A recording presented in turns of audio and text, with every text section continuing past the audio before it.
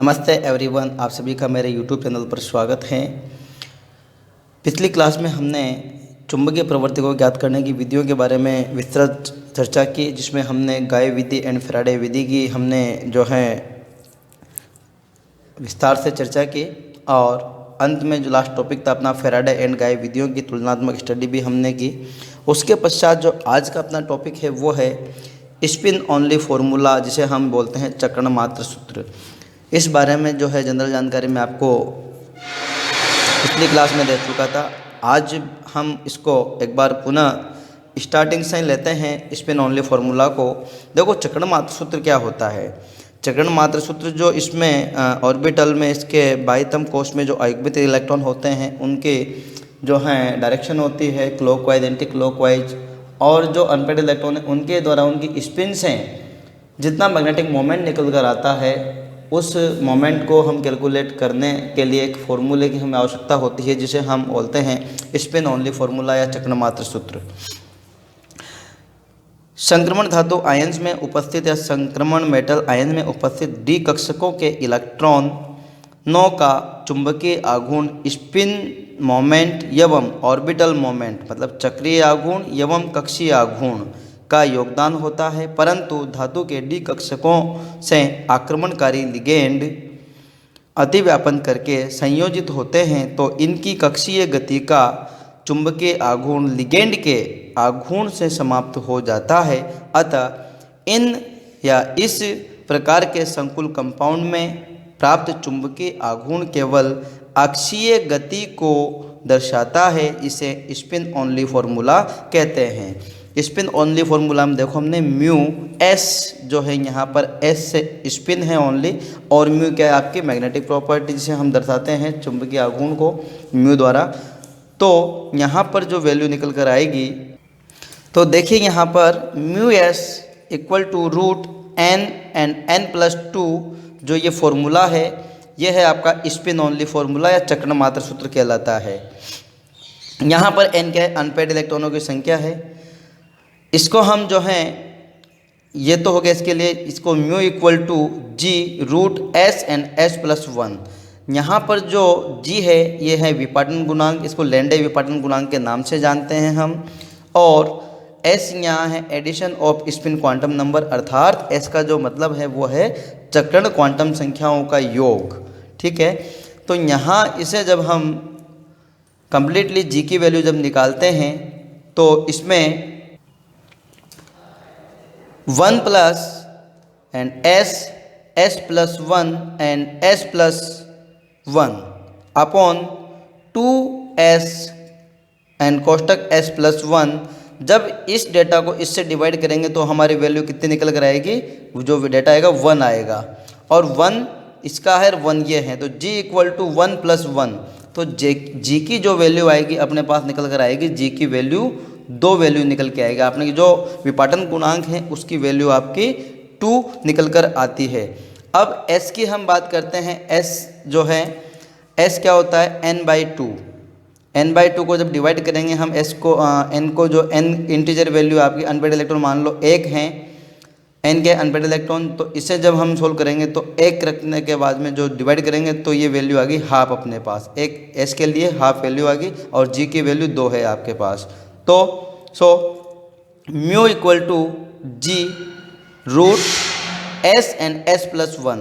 अपने ऊपर वाले फॉर्मूले में जो है n की जगह s रख दिया एंड s प्लस 1 आपका जो है डेटा निकल कर आएगा। जब इसे हम सोल्व करेंगे, सोल्व करने पर अपने पास g की वैल्यू हमने 2 रख दी है, क्योंकि g की वैल्यू अपन पहले निकाल चुके हैं 2।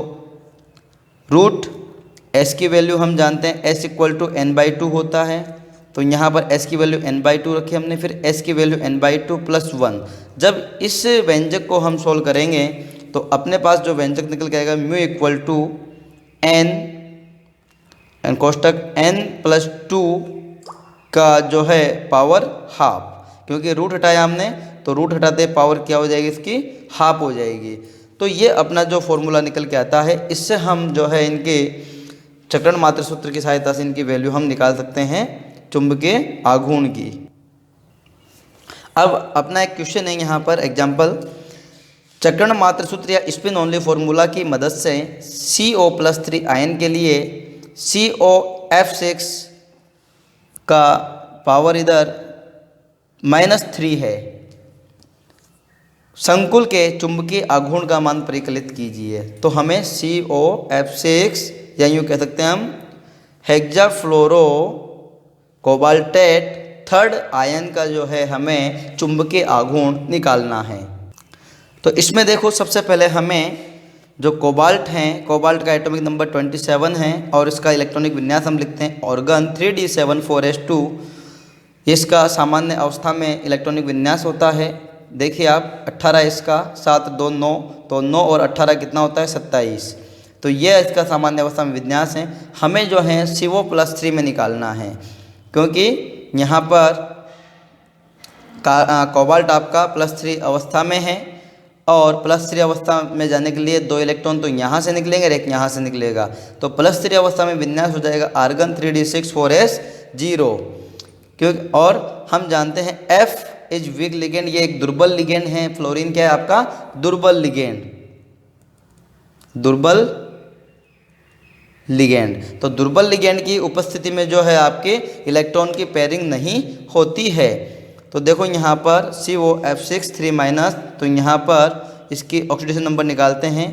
ये आपका माइनस का 6 यहाँ पर F के लिए जो एक F के लिए 1- होता है, तो 6 के लिए -6। तो X = ये जो है इधर आएगा, तो यहाँ अगर प्लस का 6 हो जाएगा, प्लस के 6 में से माइनस के 3 कट जाएंगे, तो आपके कोबाल्ट जो है +3 अवस्था में आपका है। ये आपको निकालना आता भी है सबको। तब यहाँ पर अपने पास देखिए D में कितने इलेक्ट्रॉन बच रहे हैं बेटा, 6 इलेक्ट्रॉन अपने पास बच रहे हैं। अब 6 इलेक्ट्रॉन जो हैं ये देखो, ये 3d6 1 2 3 4 5 एंड 6 इलेक्ट्रॉन है। अब इनका हम जो है पुनः विभाजन करेंगे स्प्लिट होने के बाद में। तो पहला इलेक्ट्रॉन इसमें जाएगा, दूसरा इसमें, तीसरा इसमें। यहाँ पर पेयरिंग नहीं होगी क्योंकि ये जो है वीक लिगेंड है। चौथा इलेक्ट्रॉन यहाँ जाएगा, पांचवा यहाँ जाएगा, छठा वापस से यहाँ आएगा। अब यहाँ हमें देखना है कि कितने अनपेड इलेक्ट्रॉन अपने पास है, मतलब अयुग्मित इलेक्ट्रॉन। तो 1 2 3 4 इलेक्ट्रॉन अपने पास हैं। Number of unpaired electron is 4। और आपका स्पिन ओनली फॉर्मूला क्या है, μ = n एंड n+2 जो वैल्यू आएगी। तो हमें n की वैल्यू 4 मिल गई, 4 वैल्यू पुट की हमने, 4 + 2 6 और 6 चौको 24, तो √24 आपकी वैल्यू आती है यहाँ पर इसको सोल्व करने पर। तो μ = जो √24 की आप वैल्यू निकालोगे सोल्व करके, वो आएगी 4.87 बोर मैग्नेटॉन। अर्थात ये जो आपका संकुल है वो अनुचुंबकीय प्रवर्तिका होगा जिसकी वैल्यू 4.87 बोर मैग्नेटॉन आएगी। अगला एक और क्वेश्चन हम ले लेते हैं, बहुत अच्छा क्वेश्चन है। इसमें देखिए, find out the magnetic moment for following ions by help of spin only formula. नीचे दिए गए संकुलों का जो है स्पिन ओनली फॉर्मूला चक्रण मात्र सूत्र की सहायता से मैग्नेटिक मोमेंट हमें कैलकुलेट करना है। तो पहला तो है आपका टाइटेनियम +3, दूसरा है K3FeCN6, अगला है K3TiF6 एंड NiNH3 ठीक है। अब यहाँ आपको ध्यान देना है कि फ्लोरीन वीक लिगेंड है और यहाँ साइनाइड स्ट्रॉन्ग लिगेंड है। इसकी उपस्थिति में यहाँ पर इलेक्ट्रॉनों की पेयरिंग होगी और यहाँ पेयरिंग नहीं होगी, ठीक है। और यहाँ भी इलेक्ट्रॉनों की पेयरिंग होगी क्योंकि आपका NH3 भी एक प्रबल लिगेंड होता है। तो हम इसे 1 बाय 1 करके सोल्व कर लेते हैं। सबसे पहला आपका जो है एग्जाम्पल वो है टाइटेनियम। टाइटेनियम का सामान्य अवस्था में इलेक्ट्रॉनिक विन्यास जो है 3d2 एंड 4s2 होता है। हमें यहाँ पर +3 का निकालना है। +3 के लिए देखिए 2 इलेक्ट्रॉन ये चले जाएंगे, तो ये 4s0 एंड अगला जो है 3d में 1 हो जाएगा। तो देखिए यहाँ पर 3d1 बचता है अपने पास। तो number of unpaired electron 3d1 है। अब यहाँ पर हमें 1 इलेक्ट्रॉन को कैसे भी स्प्लिट कर लो, जाना लोअर एनर्जी लेवल में ही है, तो हम डायरेक्ट ही वैल्यू निकाल सकते हैं ना। n की वैल्यू अपने पास 1 आ गई, तो 1 + 2 इसको जब सोल्व करेंगे तो आपका √3 आएगा। √3 की वैल्यू आपकी 1.73 बोर मैग्नेटॉन आएगी। ये बोर मैग्नेटॉन है, ठीक है। अगला जो एग्जाम्पल है आपका K3FeCN6। तो इसके लिए आप कैलकुलेट कीजिए, निकाले पहले इसका ऑक्सीडेशन नंबर निकालें। ऑक्सीडेशन नंबर निकालने के बाद में आपका Fe+3 अवस्था में आपको यहाँ मिलेगा। Fe+3 का जो इलेक्ट्रॉनिक कॉन्फ़िगरेशन होगा ऑर्गन 3d5 एंड 4s0 होगा, ठीक है।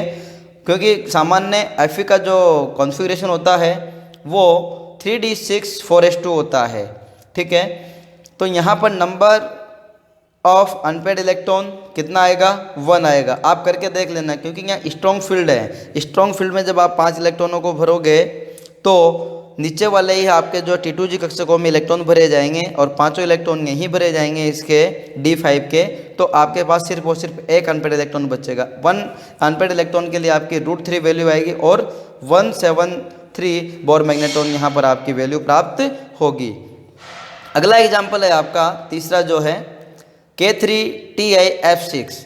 तो देखो यहाँ पर हम जानते हैं फ्लोरीन वीक लिगेंड है। इस कंडीशन में सबसे पहले आप यहाँ निकाल लो, K3 के लिए 3, टाइटेनियम को x मान लो, इसका -6 इक्वल टू कोई चार्ज नहीं है तो x बराबर ये आपका +3 से ये कट जाएगा, माइनस कर सकते तो यहाँ -3 बचेगा, -3 यहाँ इधर आएगा तो +3 आपकी ये ऑक्सीडेशन नंबर निकल के आ जाएगी x की वैल्यू। तो टाइटेनियम यहाँ भी +3 में, जो टाइटेनियम का भी जस्ट अपन निकाल के निपटे हैं, तो वही आर्गन 3d1 4s0 और जो वैल्यू निकल कर आएगी वो आपकी 1.73 बोर मैग्नेट्रॉन निकल कर आएगी। अगला आपका जो एग्जाम्पल है वो है आपका निकल का वाला NiNS3 का होल 6 Cl2। यहाँ पर जो निकल की ऑक्सीडेशन नंबर है वो 2 है। अब 2 में आप देखिए यहाँ पर जो इसका विन्यास आएगा वो है 3d8, और 3d8 का जो आप चाहे वीक फील्ड लिगेंड हो चाहे स्ट्रॉन्ग फील्ड लिगेंड हो, हमेशा यही कॉन्फ़िगरेशन आता है। ये T2G में जो है 6 इलेक्ट्रॉन जाएंगे और EG में 2 जाएंगे। तो अनपेड इलेक्ट्रॉन अपने पास कितने हैं, ओनली और ओनली 2। तो 2 इलेक्ट्रॉन के लिए हम स्पिन ओनली फॉर्मूला में वैल्यू रखेंगे μ = √2 एंड कोष्टक 2 + 2, तो इसको 4 को मल्टीप्लाई करेंगे 2 से तो 8, तो √8 आपकी वैल्यू आती है μ = √8 एंड जो वैल्यू निकल कर आएगी वो आएगी 2.83 बोर मैग्नेट्रॉन। मैं आपको एक शॉर्ट एंड स्वीट तरीका दिखा देता हूँ कि आपके पास जितने भी अनपेड इलेक्ट्रॉन आए, मान लो किसी भी एग्जांपल में आपके 3 इलेक्ट्रॉन आते हैं अनपेड, तो उसकी वैल्यू कितनी आएगी बोर मैग्नेट्रॉन में, उसकी वैल्यू आएगी 3.8 के रेशियो में, 3.9 के रेशियो में। आप यहाँ देखिए, यहाँ पर 1 इलेक्ट्रॉन है तो यहाँ 1.73 मतलब 1.8 का रेशियो आ रहा है। जिसमें 2 है तो उसके लिए 2.9 आएगी, किसी में 5 है तो 5.9 आएगी, 5.8 आएगी। ये शॉर्टकट है, बाकी इतना न्यू नहीं कह सकते अपन कि एग्जैक्ट है ये, बाकी एग्जैक्ट रूट की वैल्यू आप कैलकुलेट करके भी निकाल सकते हैं। तो ये हो गई आपके स्पिन ओनली फार्मूला की बात। स्पिन ओनली फार्मूला से 5 नंबर का क्वेश्चन आता है, विद एग्जांपल समझाइए। आपके पास मैंने 5 एग्जांपल दिए हैं, 5 एग्जांपल के अलावा भी आप कोई अन्य एग्जांपल बुक की मदद से भी कर सकते हैं, अन्यथा 5 एग्जांपल बहुत सफिशिएंट आप लोगों के लिए है। 5 नंबर आपके यहाँ से पक्के हो जाते हैं। अब इसके बाद जो अगला आपका टॉपिक आ रहा है वो है डी कक्षकों का चुंबकीय आघूर्ण में योगदान या चुंबकीय आघूर्ण में कक्षीय योगदान। इस टॉपिक पर चर्चा हम अगले वीडियो लेक्चर में करेंगे। Thanks all of you.